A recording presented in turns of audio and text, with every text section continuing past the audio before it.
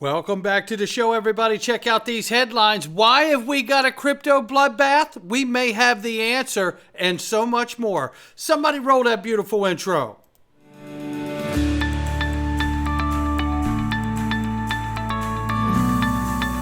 Digital Perspectives with Brad Kimes. Come on in.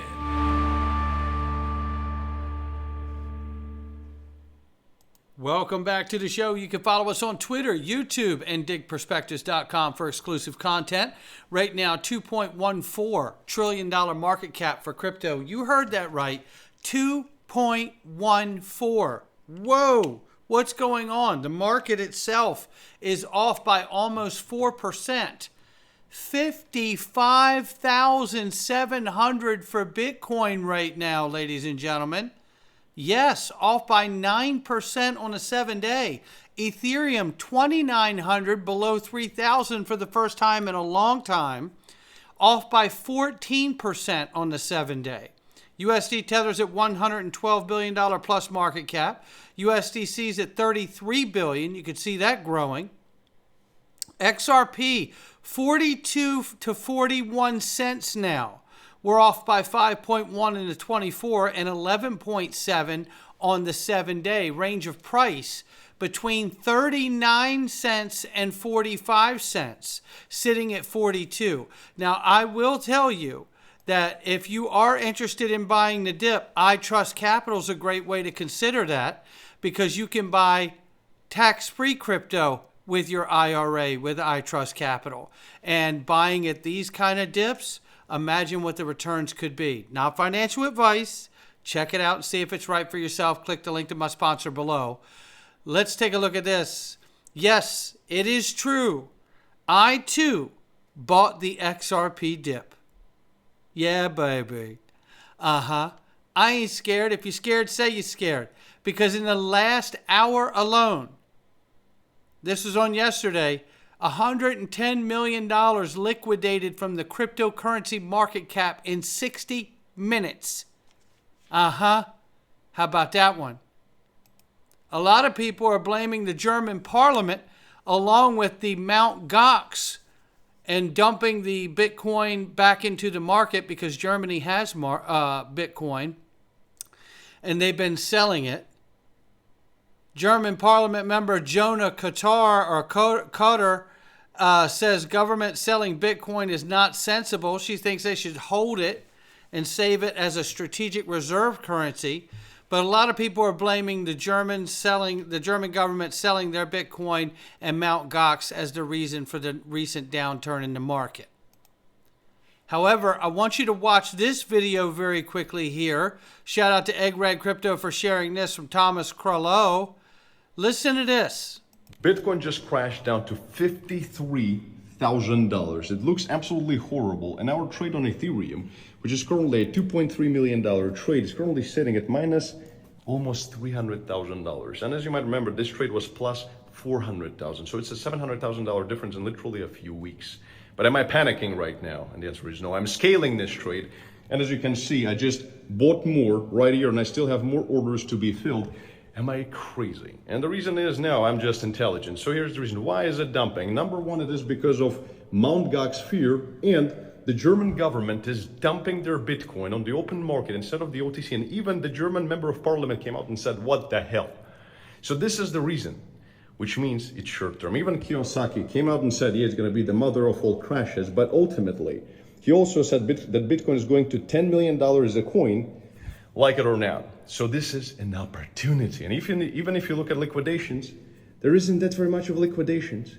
And as you can see, this is long open interest. This is shorts.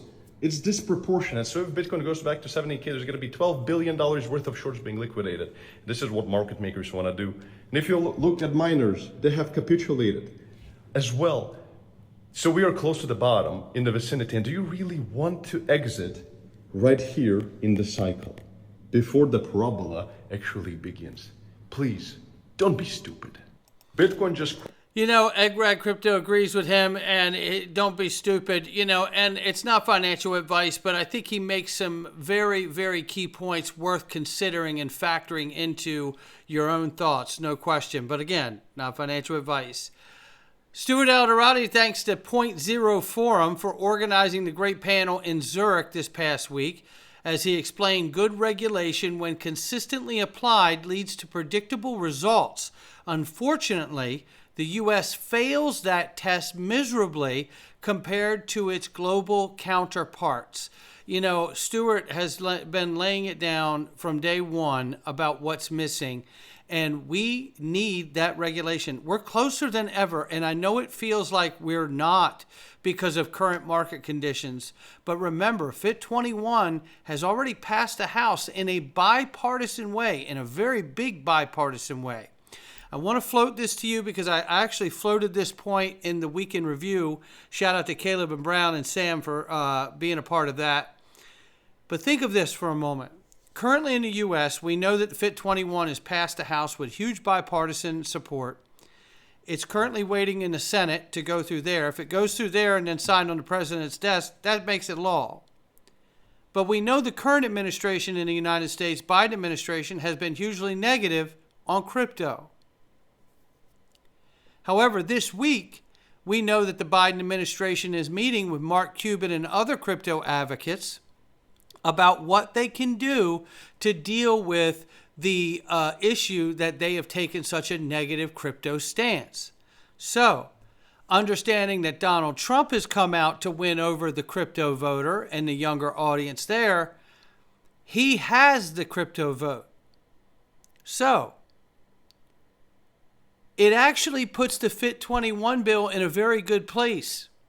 Because if the current administration with Biden wants to take a more positive approach and win back some of those young crypto voters, they're going to need to pass that legislation while they're in office. This would bring some of those voters back to their camp. However, if they don't pass it and they double down and continue to be stupid, it will cost them the election. And Donald Trump has made it a campaign promise that it will get done under his watch. So one way or another, I feel like this is the best case scenario because either Biden's going to have to push this through to get the voters back into his camp for whoever's going to run instead of him, because I don't think it'll be him either. Or we're going to get it when Trump gets in because he's already made it known.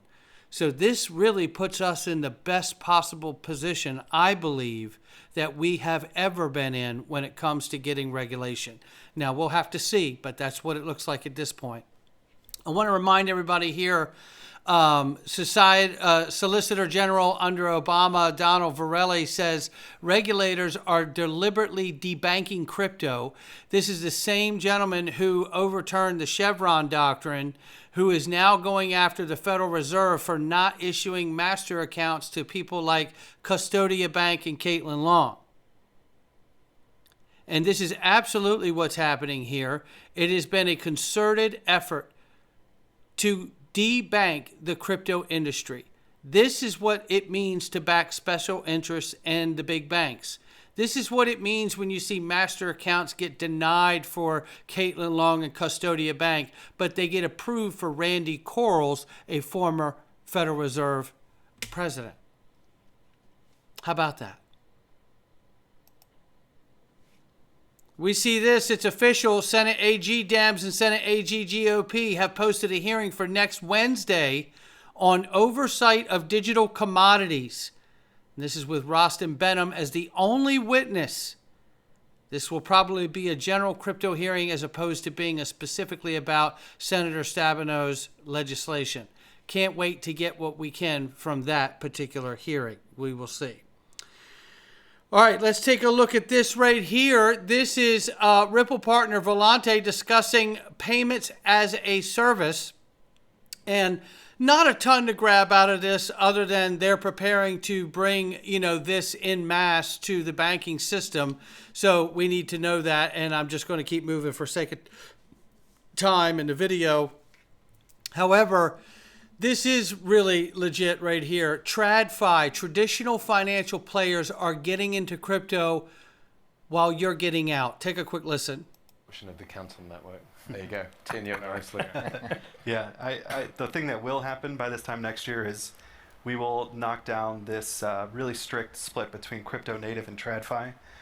When you look at who are the challengers and who are really driving the crypto native ecosystem, you find legitimate institutions. You look at the yield-bearing stable coins or tokenized money market funds. That yield is being generated in the spot U.S. Treasury repo markets. So can we take someone that is issuing a crypto native brand new asset and tie its yield and its workflows into TradFi things like repo, so that the creation redemption of this new asset is seamless relative to the risk markets that it's backed by? And so we'll use a lot of those new challenger ecosystems and their large TradFi participants to start to break down this really strict barrier between the two worlds and really leverage Canton to start to bridge the gap between them selectively where it makes sense and where it's advantageous for all the participants. There you have it right there, and that is what we're waiting for. And the thing that's going to break that down is going to be legislation, and we're closer than ever. Now, we know the market is bleeding heavily. I thought this was right on point here. Monic says the masses will only understand it after it explodes. XRP 50 cents or less, nobody wants it, but XRP at $1,000 and everybody will want it. That's what happens with the masses. I love this from Ashley Prosper, who says the XRP plan, sue Ripple to create a loss of confidence in the asset. Check. Delist it from exchanges to reduce access to the asset. Check. Buy back the asset to protect its price. Check. Crash the market, force people to fiat. Check. Crash the banks. That's coming. And end the lawsuit. And that's coming. Begin using XRP. All of it is coming. Which is why I believe, saying that an XRP is $10 is programmed in, it makes sense to me. It makes sense to me. You guys know I'm here for 4 and 5 digit XRP, but I got a plan for the $8 and $10 version too. I can tell you that.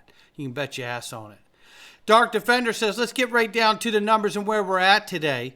XRP hit our last support level of 39 cents after staying under 46 cents, which we covered yesterday.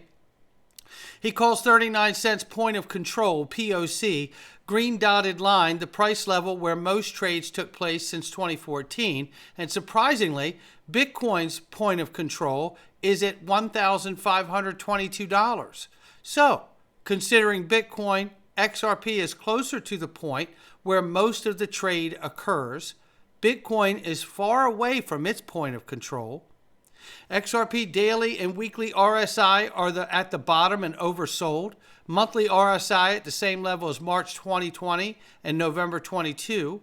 2014 to 2017 pattern is still identical unless the 39 cents is not protected. So if we go below that and continue to run lower, then we'll see a lot of these patterns become kind of invalid, right? So we'll have to have some new formations.